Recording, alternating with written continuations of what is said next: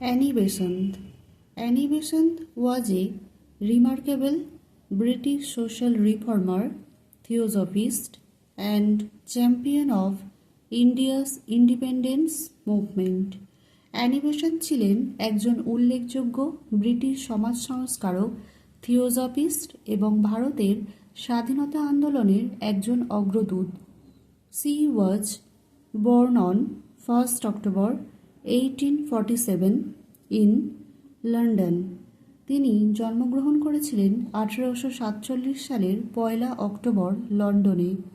She lost her father early and faced hardships, shaping her lifelong fight against injustice. তিনি অল্প বয়সেই তার পিতাকে হারান এবং নানা প্রতিকূলতার সম্মুখীন হন, যা অবিচারের বিরুদ্ধে তার আজীবন সংগ্রামের ভিত্তি তৈরি করে। Initially involved in socialism, women's suffrage and Irish home rule, she embraced theosophy in 1889 after meeting Helena Blavatsky. প্রাথমিকভাবে সমাজতন্ত্র, নারী ভোটাধিকার এবং আইরিশ হোম রুলের সাথে জড়িত থাকলেও হেলেনা ব্লাভাটস্কির সাথে সাক্ষাতের পর 1889 সালে তিনি থিওসফি গ্রহণ করেন। Annie Besant became the president of the Theosophical Society in 1947. 1907 সালে অ্যানি বেসান্ত থিওসফিক্যাল সোসাইটির সভাপতি হন। Arriving in India in 1893, Besant dedicated herself to education and nationalism. 1893 সালে ভারতে এসে বেসান্ত নিজেকে শিক্ষা ও জাতীয়তাবাদের প্রতি নিজেকে উৎসর্গ করেছিলেন। She founded Central Hindu College in Varanasi, which became Benares Hindu University, promoting modern learning with Indian values.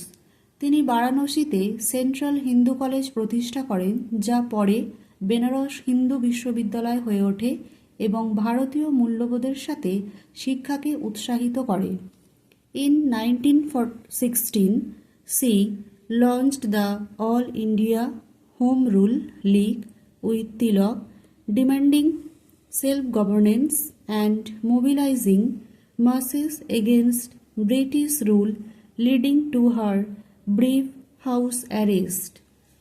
1916 সালে তিনি তিলকের সাথে সর্বভারতীয় হোম রুল লীগ শুরু করেন, যা স্বশাসনের দাবি জানায় এবং ব্রিটিশ শাসনের বিরুদ্ধে জনগণকে সংগঠিত করে, যার ফলে তাকে কিছু সময়ের জন্য গৃহবন্দী হতে হয়েছিল। Elected the first woman president of the Indian National Congress in 1917, she inspired leaders like Gandhi and Nehru. 1917 সালে ভারতীয় জাতীয় কংগ্রেসের প্রথম মহিলা সভাপতি নির্বাচিত হয়ে তিনি গান্ধী ও নেহেরুর মতো নেতাদের অনুপ্রাণিত করেছিলেন। Annie Besant passed away in 1933. Annie Besant 1933 সালে মারা যান। Her legacy endures in education, women's rights and India's freedom struggle until her death. তার মৃত্যু পর্যন্ত শিক্ষা, নারী অধিকার এবং ভারতের স্বাধীনতা সংগ্রামে বেসান্তের অবদান টিকে আছে। Thanks for watching. Stay with me and like, share and subscribe.